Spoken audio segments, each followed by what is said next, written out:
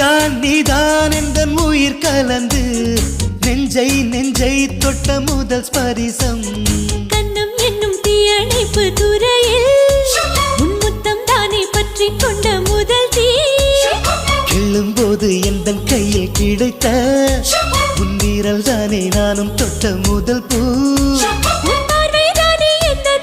முதல் சலனம் அன்பே என்றும் நீ அல்லவா கண்ணால் பேசும் முதல் கவிதை காலம் உள்ள காலம் வரை நீதான் எந்த முதல் குழந்தை